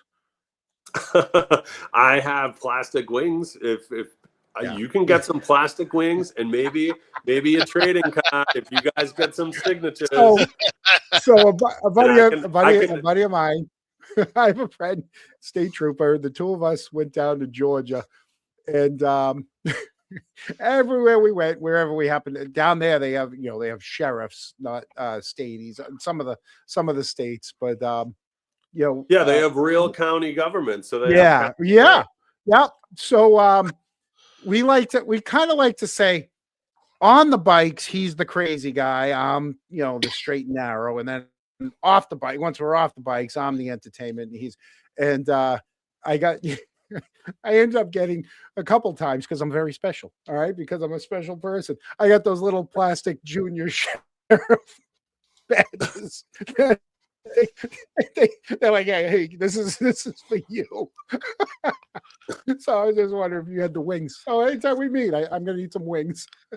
Oh yeah, Yeah, I'll I'll give go you along some with my wings. little my junior sheriff badge. Yeah. You know what else I can give? So, Biscoffs and pretzels. If people want Biscoffs and pretzels, I can get some of those too. By the caseload. yeah. I got one of those hot towels on a flight out to California with my brother once. At the end of the flight, I didn't even know it. They give them with the little tweezers and everything. They John, actually feel pretty good. John, when you Yeah. traveled to California on that 5.5-hour flight Oh. minimum, do you wear Yeah. your work boots with no socks? No, no. I messed up because at Logan, so we went through Logan, and I had bought a bunch of snacks at CVS. I bought a bunch of Jolly Joes, and the funny thing is when you have a bunch of Jolly Joes in your luggage, you know what it looks like when it goes through the X-ray machine. So my bag got flagged hospitals. until they opened it. And realized they were Mike and Ike's, and it was Mike and Ike's and Jolly Joe. It looked like they were wondering what the boxes of all the big pellets were inside my luggage, and then they realized they had brought a bunch of candy with me. Yeah, but I had my brother had said, he goes, just stay close to me. So we had pre-check-in, we were in and out, right? Like went to the counter. Girl's like, hey, here you are. We start walking away, and my brother's like, just stay right with me. And I kind of did, but there was a pillar, and I went to go around the pillar, and there was just an old guy sitting at a doorway, and the door is wide open, and he's sitting in a folding chair right at the doorway. And my brother's yelling at me, don't. And I stopped in my place, but my foot crossed the threshold of the door. And the guy goes, no, you're out. I go, what? He goes, no, you're out. I go, I'm not out. Because your foot crossed the line, you're out. I had to go all the way out, around, back in, check in again. And the lady was like, you were just here. I go, I know. I crossed the threshold of the doorway, and apparently I was out, and he made me go around again. And so then I had to go through it all again, and everyone was just laughing at me. They're like, oh, we just saw you. I go, I know, I made a mistake. I went out the exit. Run back. And we got to the terminal, and actually somebody heard us talking, and they recognized the voices and came over. They knew us, and they're like, oh my God. So, but yeah, that was the last time I flew. I haven't flown since. Yeah, it's quite an experience sometimes. I mean, yeah. It's good that people are getting screened and stuff, but man, I wish it was easier for the general public sometimes. Yeah. And if you could put and if there was a way to get real fresh air into the cabin so that you're not 5 hours just breathing everybody else's stuff. The newer airplanes I took one of our 787s from New York to Tokyo. It was a brand new Dreamliner. It is noticeable. The air is better, and it's pressurized at a lower cabin altitude. So you do feel better. So they're working on that. Really? Yeah. I don't think I'm going to Tokyo anytime soon. So,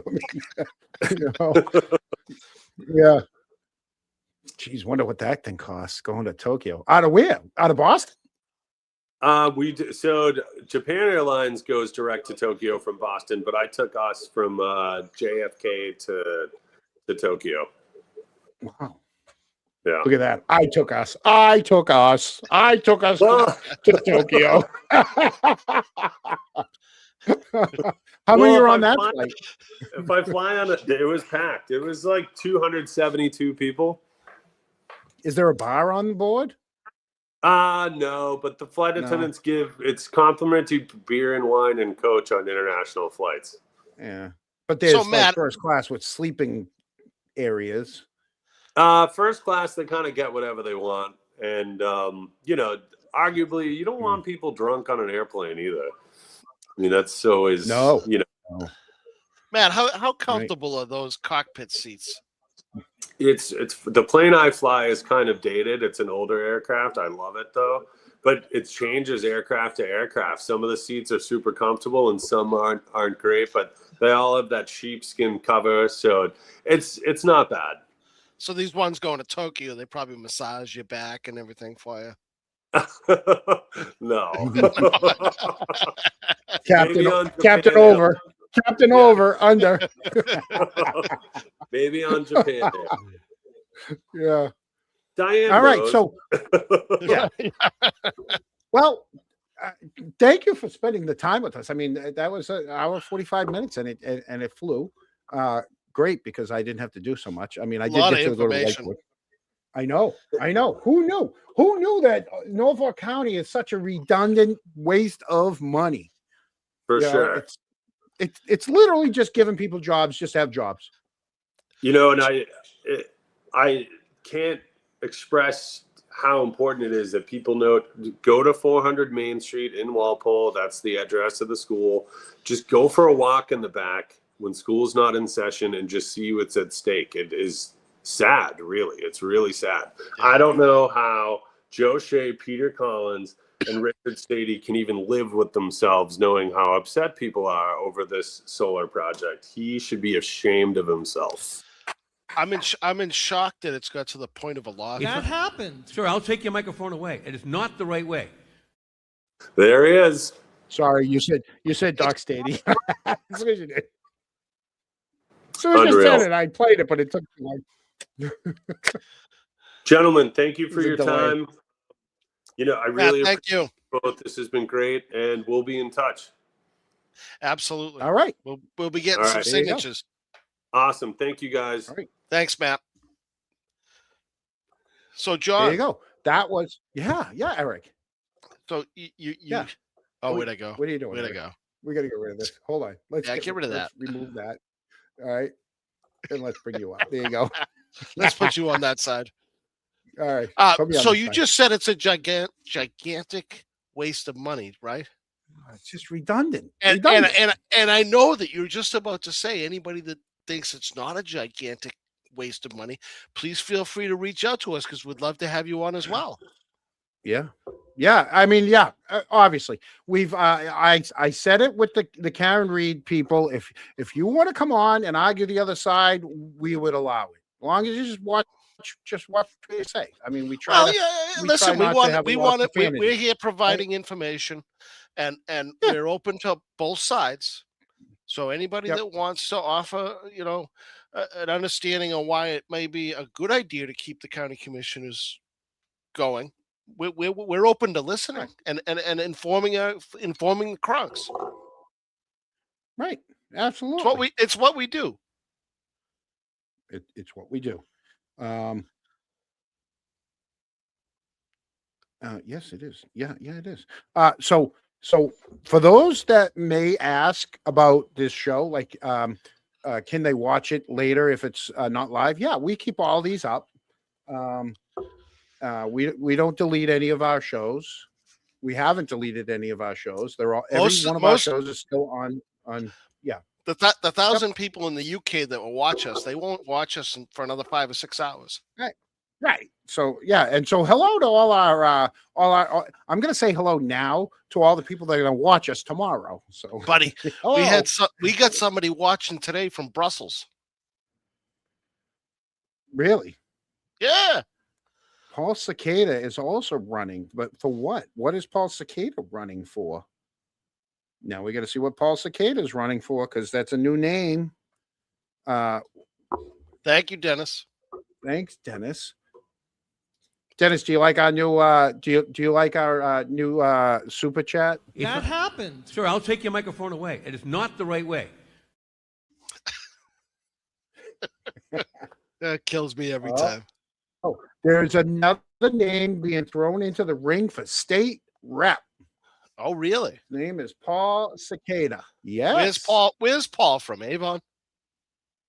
I do not know. I'm sure that you guys can Google it. I'm watching. I got my StreamYard open right now, and I don't want to F it up.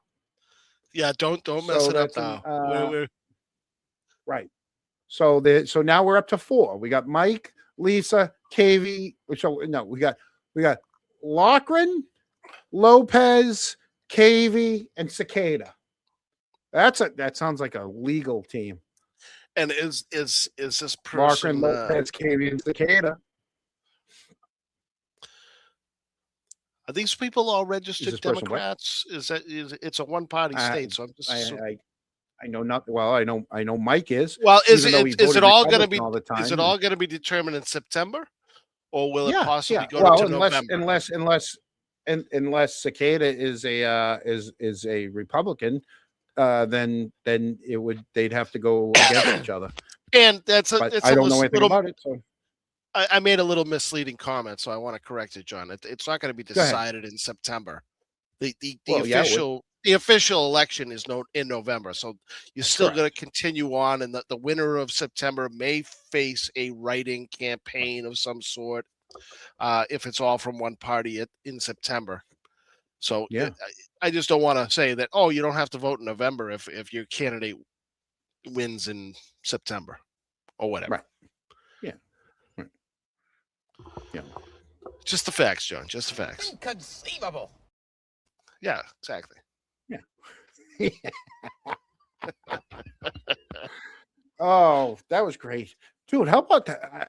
I'm telling you, if I didn't have, if the weather wasn't so nice, and I spent all the time on my on the bike this weekend, I would have wanted to talk about all of the Berkey phone call, now the log coming up, the fact that Berkey and so you had Berkey and Higgins and Albert all calling each other, intertwined with the texts that we already knew about from the group texts. Now we have Jen texting Brian when supposedly they were in the house together, but maybe now they weren't in the house together. That means Brian left the house at some point, even though the Canton police said nobody left the house. Because if she was texting him about a coffee run at that time, and the Canton police said that they were still there, never saw anyone come or go from the house, well, that's something else. So, I mean, there's always news, and every day it seems like every day people are finding different things that just for 4 years now that we didn't find. So. Look at that, John. Merlot. We got somebody from Plymouth County that's going to look into their own county. Yeah. There you go, Merlot. It's Paul Sicardo. His name's Sicardo. Yeah. All right. So it's not Cicada, it's Sicardo. Paul Sicardo. Sorry, I had the name wrong.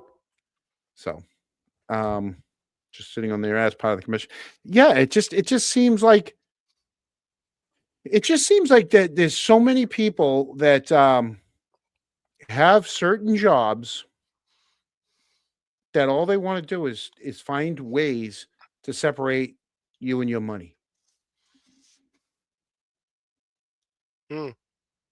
Every day. It's like, and this is why I am so against these career politicians. These people that are like, I'm going to go fight for you. When was the last time someone fought for us and we were like, oh my God, that's awesome. Thank you. Look at that. I can pay all my bills. Well, look at the government COVID money that Matt explained. That employees who were doing their job being paid their normal salaries, then got bonuses. Why would that money go to bonuses instead of stuff that helps the community out? It's like every year. Like, I don't see why life can't be so easy that every year there's a new tax, there's a new fine, there's the police for all of these towns and cities down in Rhode Island, they have traffic cams. That they have speed cams, and then they have cameras at the lights that are going to for infractions. Do I agree with it? Yeah, that's fine. But the thing is they're finding ways everywhere. All these gas taxes, and then you're going to pay for. Pretty soon, they're going to start charging you per mile you drive in this state, and then they have tolls everywhere, and it's like, at what point do you like? I'm just going to fucking buy a horse. I'm done. Or leave. You know, there's Right. there's plenty of other Yeah. states that you don't have to get whacked with all these fees and taxes and Second most expensive place to live, Massachusetts. yeah, right behind California. Yep. And what This California was, does I is bet my what life Berkey never contacted Massachusetts Brian Albert follows. by phone. How about that? Imagine if they went back through and they never saw. I mean, here's the other thing. Okay. And they're never going to answer this. Berkey was injured. How is he supposedly injured and working? Okay. Does anyone else get light duty, or is just the chief get light duty? Well, I know, John, when normal companies, when you have somebody that's out on, let's say, disability of some sort, they can't come back to work without clearance from a doctor. Correct. Okay. So that morning, I have it. They were all key swiped into the room together. Berkey, Gallagher, Helena. There was a thing. Anyone that if you guys are on Twitter, you got to go follow Boozy because she's breaking it down like you wouldn't believe. As usual, making things happen. Of course, because she sees crap that we don't see. We pull this up. She had them going. She had, where is it? Hey, get out of there. Get out of there. Leave that alone. I know I'm gonna find it. Wait a minute. John, who are you talking? Oh, and the whole, huh? Oh, the dog. The dog's down here. In the whole Jen McCabe. Jen McCabe calling Tom Beatty's daughter Erin during the early morning hours of the 29th, right? So and calling. So Colin's calling her. And Jen's calling Tom Beatty, and Matt was saying, well, we were going to go over there, but they never did go over there. I mean, there's the whole Tom Beatty stuff that we could have gone through. But I know she had them. Here it is. Yeah. I think, where is it? John. Yeah. John. Yeah. Why? Rose likes your mustache. Thank you. I shaved today. You did. You look like a scrub 4 hours ago. It's You're looking so good now. scratchy. I'm like, I gotta go upstairs. I gotta go shave. And this is the important question right here. Yeah. When is George coming on? He's not. He doesn't have anything to do with me. Contract. Listen. But you guys I'll put this out here for. We talk every day. Okay. Listen, he's a very George is trending. George, all right. We're two separate people. We get along great. Does he agree with the majority of my platform? No. Okay. But he's not going to tell me to stop. He's not going to encourage me to keep going. Right. He's 100% neutral in it. Does he watch from time to time? I would hope so. Does he talk about it? Not really. I mean, it is what it is. He lives in the town. He's got to deal with the people that don't like me. He tunes in to watch me. I'm sure he gets updated. He gets updated by people and I know he gets updated because I know, like, it'll be the next day. He'll be like, he'll ask me a question, like basically to find out what the stupid thing I said. And I'm like, well, I said a lot of stupid things. What are you talking about? Which one? Which stupid thing are you talking about? So, yeah, I can't believe I can't find that, but basically, it was talking about the key swipes. So we had all the group texts. Then we had the phone calls, right? So we layered in the phone calls with the group texts, and then somebody else had all the key swipes. And then you layer in the time that they key swiped, right, in with the texts and the phone calls, and it tells you a huge story of how things were moving around behind the scenes. So, John, Light duty is contractual in most unions. Yeah.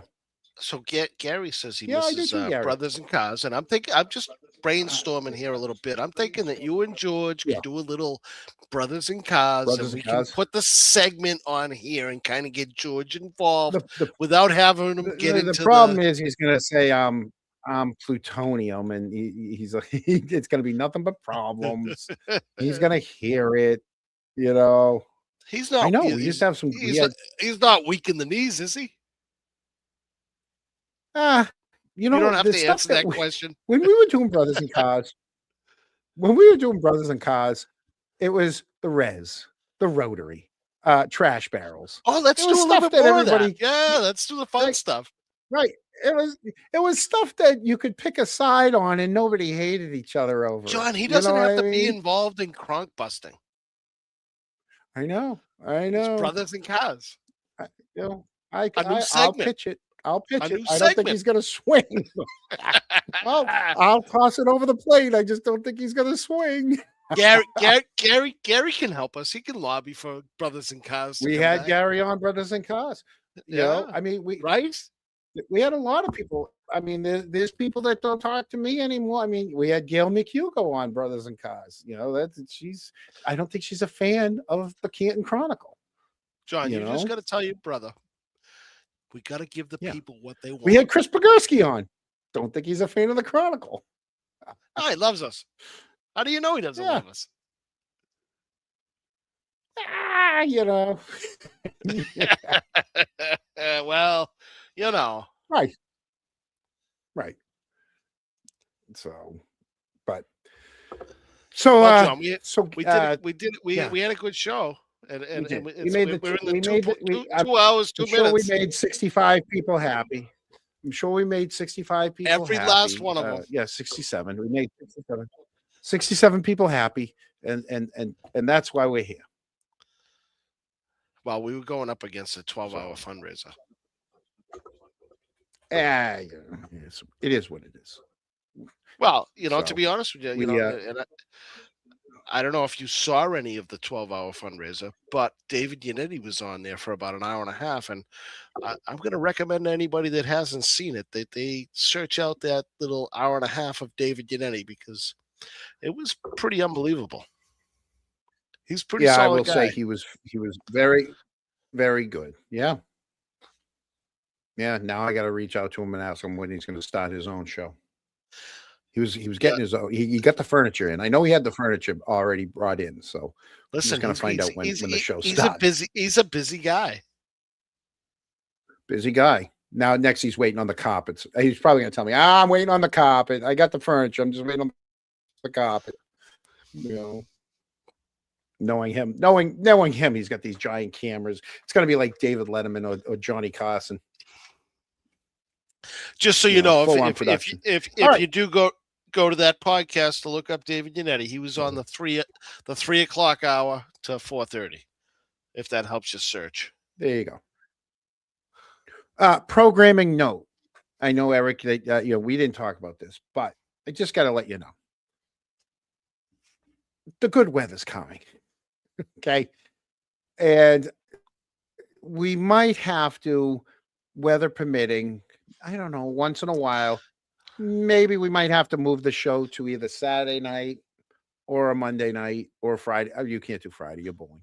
The good weather's coming. And during the summer, there's I gonna be don't bowl. times. Oh, all right. So maybe Friday nights or Saturday nights as opposed to Sunday nights, maybe Sunday nights, depending on the weather. But good weather's coming, and I have some day trips that I'd like to plan, and I don't want to have to friggin' race back. It is what it is. I'd like to enjoy John, just as long my as very short bike riding season. John, just as long as you let the Kronks know that if there's important information to be known, we're going to provide it. We will provide it, and but I'm just giving you guys a head up that there might be some Sundays that we might either just move it or we might miss a week. Just giving you guys a heads up. Yeah, might go to Monday night. good. Who knows? We might take a week Right. off. You never know. Yeah, Saturday. Right. Friday, Saturday, Sunday, or we'll just push it back depending on the news cycle. But I mean, this one was a good, was one that I really wanted to make sure that we brought to the people, whether they see it now, whether they see it in, the next couple days. Doc, hi, nothing against you. You want to come on? We'll have you on. You can argue your side. But yeah, like I said, there's a whole. Sure, I'll take your microphone away. It is not the right way. You said dog. Yeah. I did. And they did kiss and make up, by the way. So they hugged it out. They hugged it out. So yeah. So yeah. But yeah. So that's that. All is good in Whoville. All is good. Right. That's the thing. They're good people at heart. I know George is. So, all right. Well, I love that. I know know George. George. I know George is too. I'm with you. George, he's a good kid. It's not like he's putting anyone in the trunk of a car or anything. I mean, jeez. To be honest with you, he's not like he's Deadpool driving around with Apu in the back of the car. George has earned his stripes. He's as solid as they come. Right. He's solid. So, all right, folks. Thank you guys for watching, and hopefully we'll see you next week. Thanks for watching, everybody. Nice to see you. See you soon.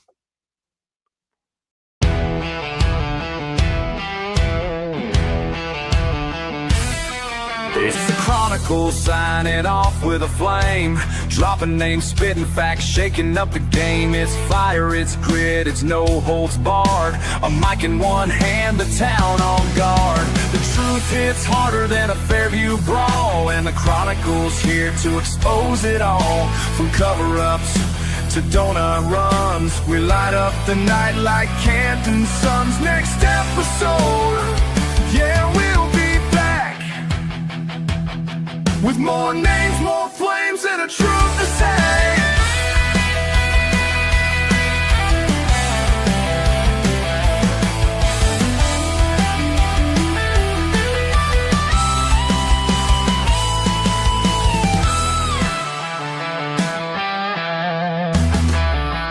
You be stuck in the sun.